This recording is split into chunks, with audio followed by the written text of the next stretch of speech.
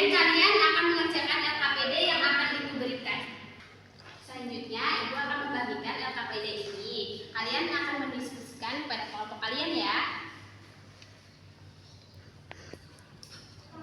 Ibu sekarang akan menjelaskan salah satu sifat cahaya, yaitu dapat dibiaskan. Contohnya, ini air dan ini pensil. Kemudian pensilnya kita taruh ke dalam air. Nah, apa yang terjadi? Pensilnya jadi bengkok, Bu. Nah, benar. Nih, kan kelihatan tuh bengkok. Ada yang bisa jelasin nggak kenapa tadi pensilnya bisa bengkok? Nggak ada, Bu. Nggak tahu, Bu. Jadi, kenapa pensil di dalam air dapat bengkok? Karena cahaya yang masuk ke dalam air mengenai pensil akan dipantulkan oleh pensil. Kemudian terjadi pembelokan cahaya yang keluar dari air menuju mata kita, sehingga pensil dalam air terlihat bengkok. Nah, sekarang coba kalian praktekkan sendiri ya. Baik, Bu. Nih.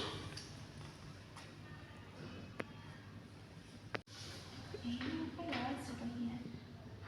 Tuanglah air pada setengah, masukkan ke dalam. Masukin. Terus amati dari sisi samping. Iya, gede banget ya. Aduh, terus nih, bagaimana penampakan dan misalkan membandingkan aslinya? Ayo, kasih. Bentuk pensil ada api dengan murid ya. Bentuk pensil lebih besar apa ya?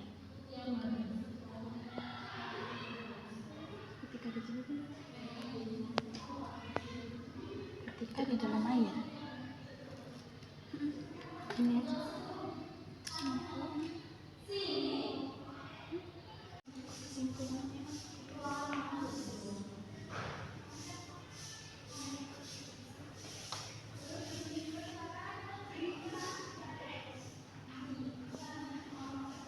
Sudah selesai belum?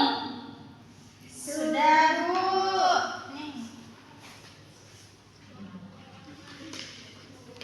Ayo dikumpulkan di meja.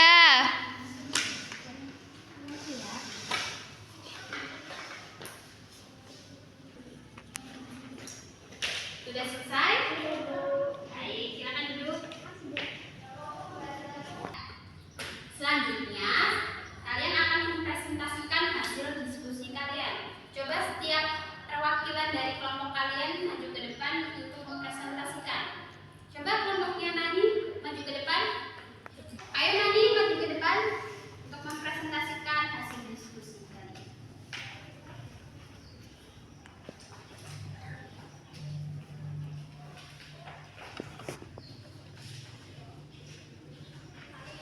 Jadi tadi udah praktek. Terus nomor 1 jawabannya itu penampakan pensil jadi lebih besar daripada aslinya dan dia juga jadi bengkok, Bu. Terus yang nomor 2, benda yang lainnya itu juga sama aja seperti pensil, Bu, jadi bengkok dan juga lebih besar. Terus kesimpulannya itu cahaya dapat dibiaskan, Bu, sifatnya. Di sini gambar yang nomor 1 itu cahaya dapat dibiaskan.